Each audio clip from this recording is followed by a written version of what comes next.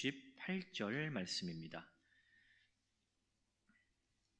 제가 가진 성경으로는 신약성경 284쪽에 있습니다. 고린도전서 15장 58절의 말씀을 우리 다 찾으셨으면 합독하도록 하겠습니다. 그러므로 내 사랑하는 형제들아, 견실하며 흔들리지 말고 항상 주의 일에 더욱 힘쓰는 자들이 되라. 이는 너희 수고가 주 안에서 헛되지 않은 줄 알미라. 아멘. 우리 앞뒤 좌우에 계신 분에게 이렇게 인사하도록 하겠습니다. 이번 한 주도 세상에 소금으로 살아가시기를 주의 이름으로 축복합니다. 네, 한 번 더 인사할게요. 한 주도 주의 말씀으로 승리하십시오.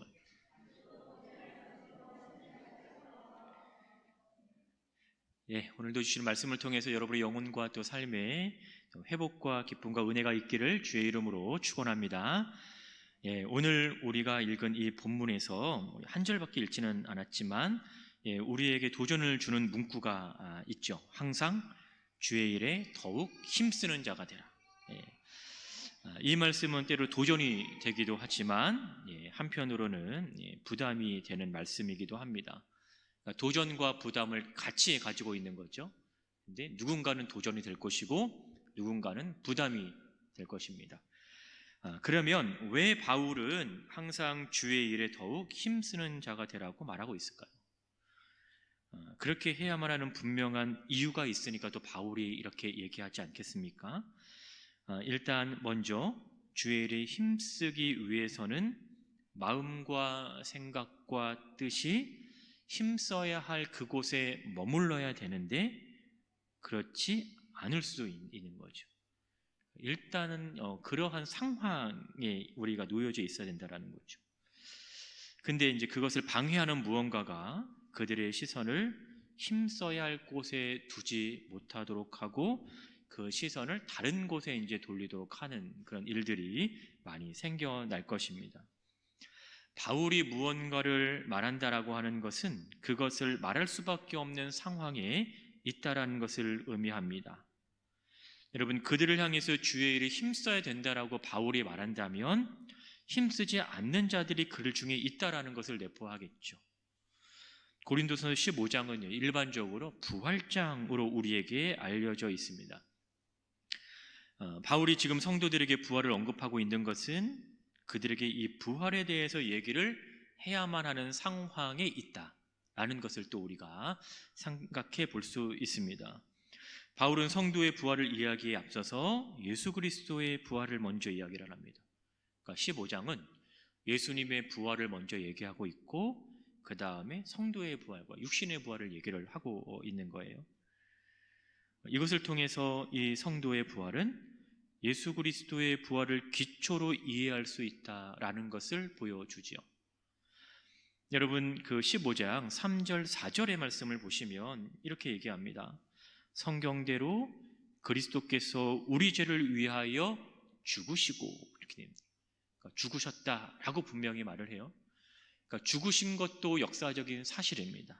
근데 4절 보니까 장사 지낸 바 되셨다가 성경대로 사흘 만에 어떻게 했다? 다시 살아나셨다. 그러니까 죽은 것도 사실이지만 다시 사신 것도 사실이다. 그러니까 예수 그리스도의 죽음과 부활은 역사적인 사실이라고 하는 것을 성경이 증언을 하고 있는 거예요. 뿐만 아니라 예수 그리스도의 부활은 많은 증인들에 의해서 또 증거가 되고 있죠. 우리 성경을 한번 볼까요? 자, 15장을 보시면 5절 한번 보시면요, 예수님께서 부활하신 후에 누구에게 나타나는가를 보여주고 있는데, 5절에는 누구와 누구? 게바와 12제자들에게 나타나셨습니다.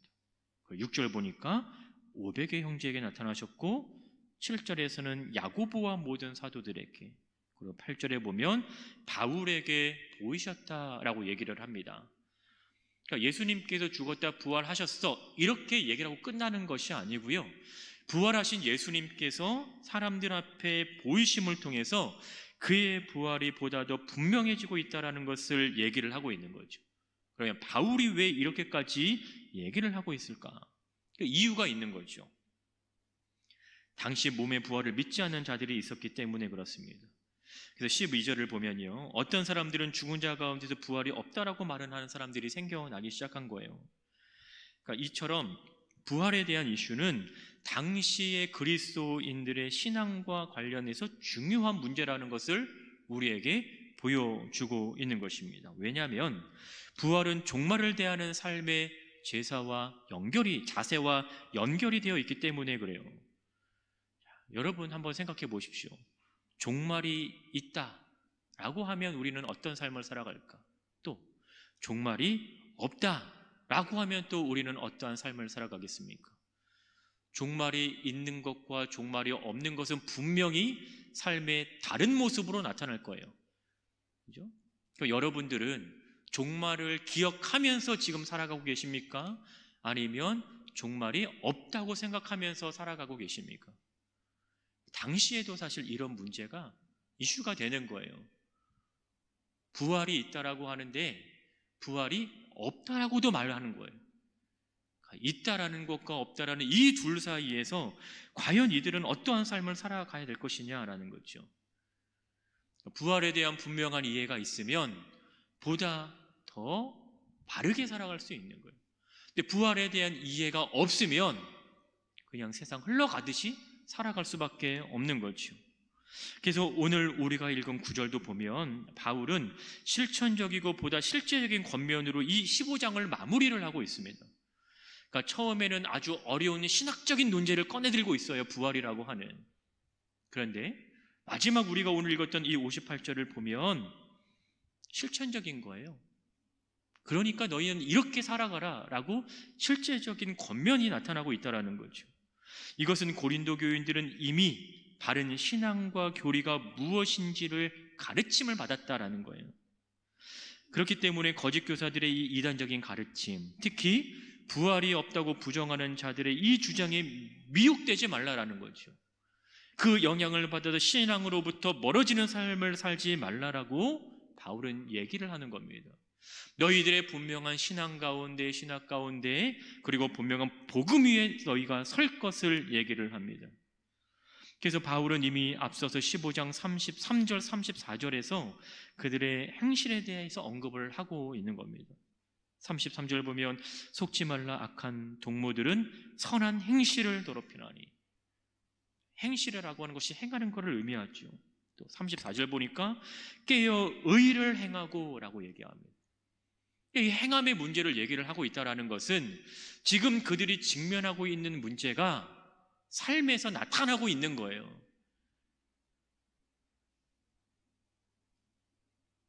잘못된 교리에 속지 말아야 되는 대상, 또 죄를 짓지 말아야 할 자들을 바로 바울의 편지를 읽는 자들이라는 거죠. 이들을 본문에서는 바울이 어떻게 표현하고 있습니까? 오늘 본문에 보니까 내 사랑하는 형제들아 이렇게 얘기를 합니다. 바울은 신앙의 공동체를 구성하는 자들에게 나의 사랑하는 형제들이라는 표현을 자주 사용하고 있습니다. 고린도전서 4장 14절에도 보면 내 사랑하는 자녀같이 라고 얘기합니다. 또 10장 14절 내 사랑하는 자들아 라고 그들을 부를 때 사랑한다 라는 이 표현으로 여기서 나타나고 있습니다. 그러니까 이 사랑한다라고 하는 이 수식어를 사용하고 있다라고 하는 것은 이렇게 그들을 사랑의 대상으로 표현을 하고 있는 것이고, 또 하나는 뭐냐면 이 공동체가 지금 어떠한 공동체라고 하는 것을 우리에게 보여주고 있는 것이죠. 그들은 복음 안에서, 그들은 복음의 능력으로 세워졌고 그들은 주의 사랑으로 맺어진 공동체라고 하는 거예요. 그러니까 그 사랑으로 맺어진 이 공동체가 그러면 어떠한 삶을 살아갈 것이냐라는 거죠.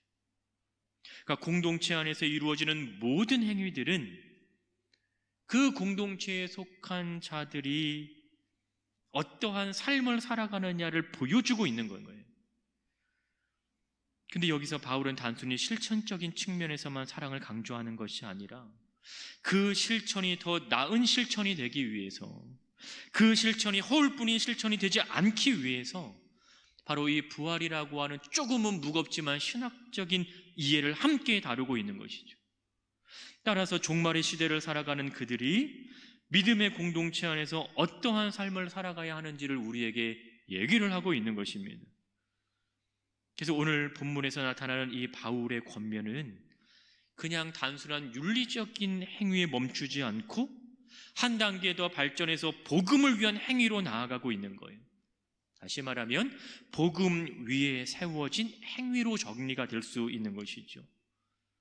여러분 15장 12절 보면 이미 죽은 자들의 부활을 부인하는 자들이 있었습니다. 이러한 자들에게는 여러분 20절에 나타나는 것처럼 이제 그리스도께서 죽은 자 가운데서 다시 살아나사 잠자는 자들의 첫 열매가 되셨다라고 하는 이 말씀이 의미가 없는 거예요. 예수님께서 잠자는 자들의 첫 열매가 되셨다라고 얘기를 하지만 죽은 자들의 부활을 믿지 않는 자들이 있었기 때문에 그들은 예수 그리스도의 부활이 아무런 그들과는 상관이 없다라는 거죠. 그러나 성경은 어떻게 얘기합니까? 22절 하반절 보시면 그리스도 안에서 모든 사람이 삶을 얻으리라 라고 얘기합니다. 또 23절 보세요. 그러나 각각 자기 차례대로 되리니 먼저는 첫 열매인 그리스도요, 다음에는 그가 강림하실 때에 그리스도에게 속한 자요. 이건 뭐예요? 성도의 부활이 반드시 있다라는 것을 얘기를 하고 있는 거예요. 그러니까 이 사실을 바울은 분명히 말하면서 오늘 그러면 너희가 어떻게 살아가야 할 것인지를 설명을 하면서 두 가지를 제시를 하는 거죠. 그 첫 번째가 뭐냐면 오늘 읽은 본문 58절 상반절입니다. 견실하며 흔들리지 말라. 근데 여러분 58절을 뭘로 시작해? 그러므로라는 단어가 시작이 되거든요.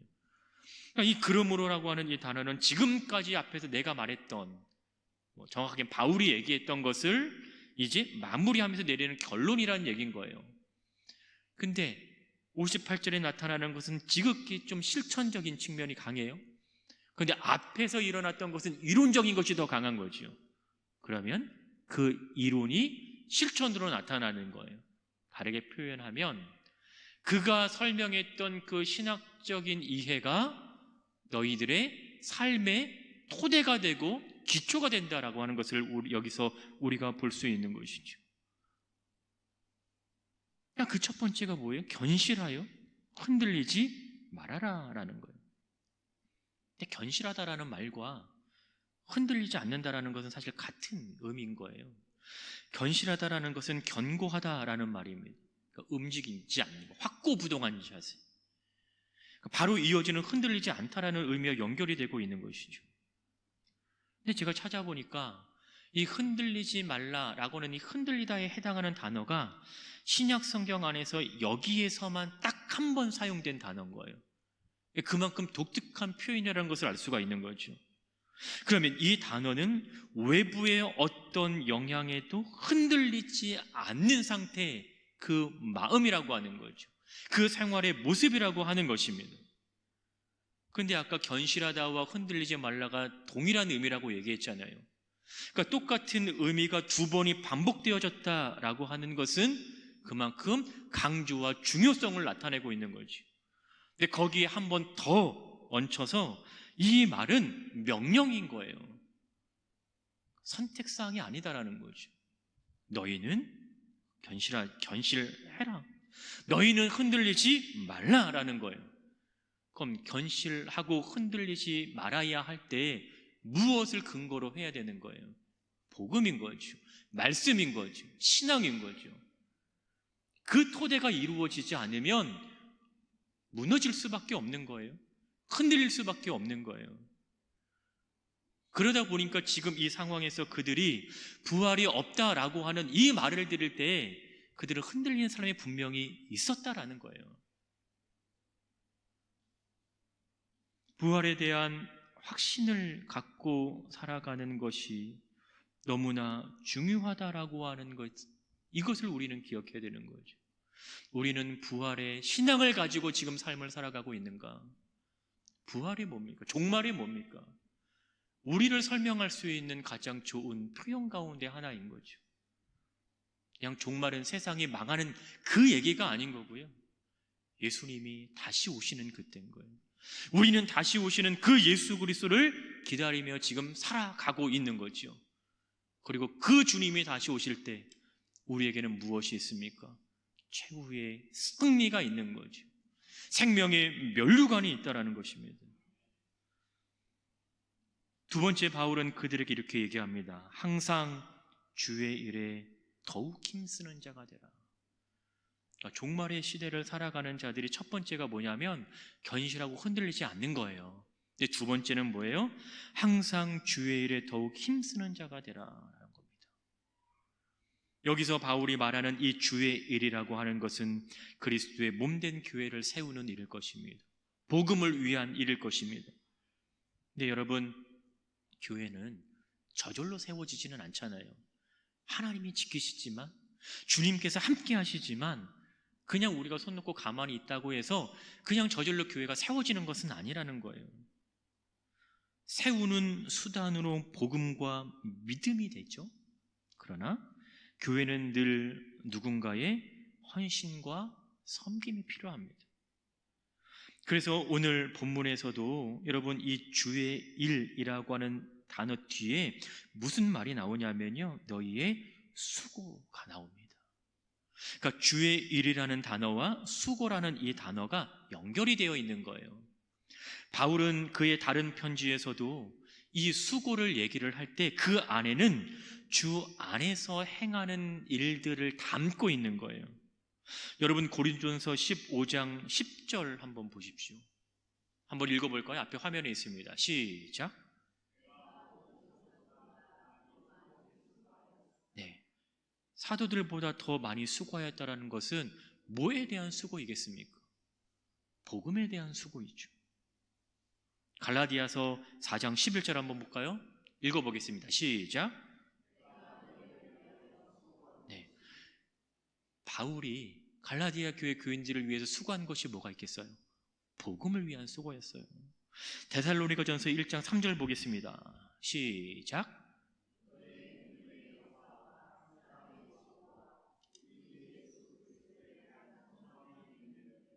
네, 사랑의 수고.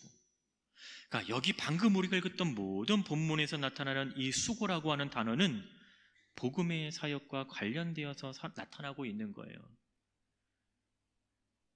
근데 성경은 이렇게 주의 일에 힘쓰는 자들에 대할 때 두 가지 추가적인 말을 덧붙이고 있는 거죠.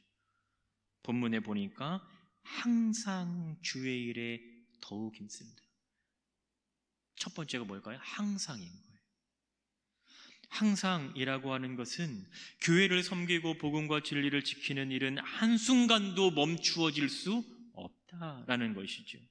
그러니까 우리에게 맡기신 주의 일을 열심을 품고 우리가 힘을 다하여 하는 것을 얘기를 하는 거예요. 또 하나는 한글 성경에서 더욱이라고 이제 나타나고 있는데, 이 더욱이라고 하는 단어는요, 사실 독립적으로 사용된 단어는 아닙니다. 더욱 힘쓰다라고 하는 이 단어가 한 단어인 거예요. 그러니까 이미 힘쓰다라고 하는 이 단어 안에 더욱이라고 하는 의미가 포함이 되어 있는 것이죠. 힘쓰기는 힘쓰는데 더욱 힘쓰다라고 하는 그냥 이 의미가 자연적으로 포함이 되어 있는 거예요. 그러니까 그리스도의 몸된 교회를 더욱 풍성하고 탁월하게 풍부하게 만드는 일에 충성하라라는 그 의미를 포함하고 있는 것이죠. 바울이 이렇게 성도들을 어떠한 유혹에도 흔들리지 말고 깨어 주의 일에 충성해야 하는 이유를 설명하고 있어요. 58절 하반절입니다. 너희 수고가 주 안에서 헛되지 않은 줄 알미라. 여기에서요, 이 문장의 구조를 보면 수고와 헛되지 않다라고 하는 단어를 붙잡고 있는 하나의 단어가 등장을 합니다. 그게 뭘까요? 네, 주 안에서. 수고도 주 안에서 이루어지고 그 수고가 주 안에서 이루어지고 있기 때문에 헛될 수 없다라는 것을 성경은 얘기하고 있는 것이죠. 여러분, 수고에는 에너지가 들어가기 마련인 거예요. 주님의 일을 하면서 여러 상황에 부딪히는 경우도 생겨난다라는 거죠. 때로는 고생도 하게 되고 때로는 괴롭고 힘든 경우도 생기기 마련입니다. 여러분, 일을 하면서 말도 많고 탈도 많고 시끄러운 데가 어디인 줄 아십니까? 차마 말을 못하겠죠? 네. 안타깝게도요, 교회에서 그런 일들이 많이 나타납니다. 열심히 일을 하는데 말도 많고 탈도 많고 시끄러워지는 경우가 많아요. 우리 교회를 얘기하는 것이 아닙니다. 그 어떠한 교회. 여러분, 교회 안에서 마음을 모아서 무언가를 하는 것이 쉽지 않습니다.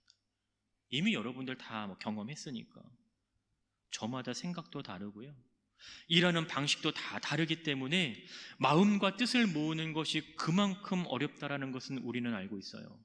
그래서 일은 일대로 하면서 때로는 상처를 입기도 하죠. 그래서 성경이 우리에게 제시하고 있는 표현이 바로 이건 거예요. 주 안에서 하라는 것입니다.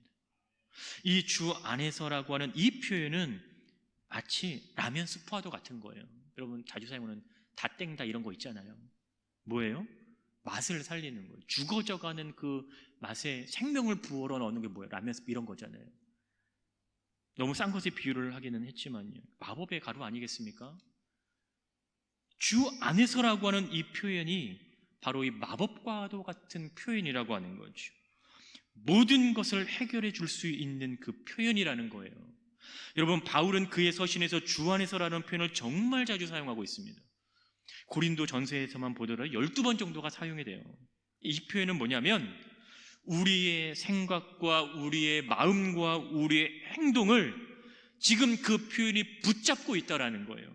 여러분 생각해 보십시오. 우리가 하는 모든 일들을 주 안에서 한다라고 얘기할 때 시험 드는 일이 있으면 안 되잖아요. 주 안에서 이루어지는 일들인데 마음에 상처받는 일이 생기면 안 되잖아요.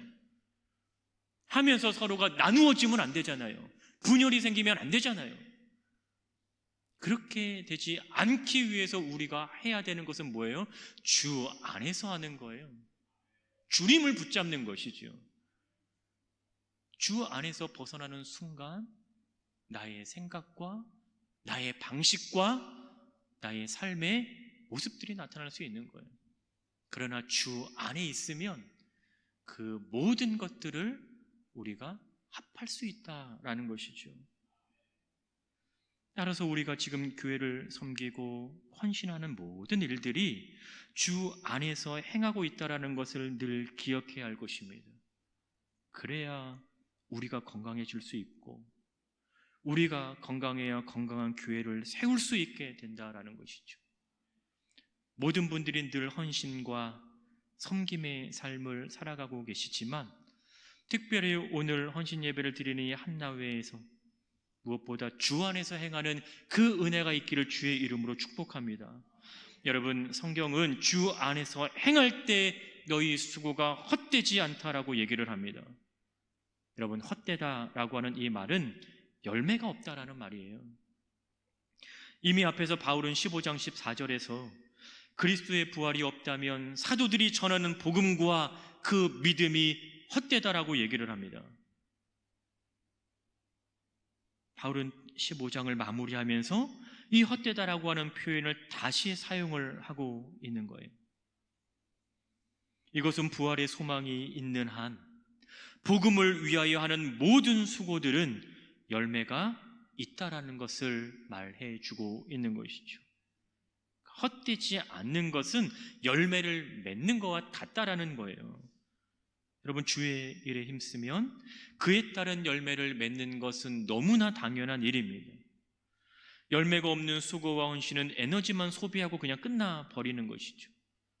그래서 오늘 본문에서는 힘쓰는 것과 이 헛됨, 즉 수고와 헌신을 통해서 열매를 맺는 것과 그렇지 못한 것이 비교되며 나타나고 있는 거예요. 말씀을 정리하겠습니다. 오늘 헌신 예배를 드리는 한나회 모든 여러분, 먼저는 하나님의 말씀과 진리의 토대 위에 서 계시는 여러분 되시기를 주의 이름으로 축복합니다. 그리고 여러분의 섬김과 수고와 헌신이 주 안에서 이루어지기를 또다시 축복합니다. 여러분, 58절 보시면 너희의 수고가 주 안에서 헛되지 않은 줄 안다라고 얘기를 하는데, 이 안다라는 동사의 주체가 누군지 아십니까? 바로 너희인 거예요. 너희는 너희 수고가 주 안에서 헛되지 않은 줄 안다라는 말입니다. 여러분의 수고가 주 안에서 이루어지고 있기 때문에 그 수고가 헛되지 않음을 여러분들은 알고 있습니다. 그렇기에 우리는 흔들리지 않을 수 있는 것이고, 그렇기에 우리는 주의 일에 더욱 힘쓰는 자가 될 수 있는 것입니다. 이러한 한나회 여러분들 되시기를 주의 이름으로 축원하며, 아울러 동일한 은혜가 이 자리에 함께 하시는 모든 사랑하는 성도 여러분들에게도 동일하게 임하시기를 주의 이름으로 축원합니다.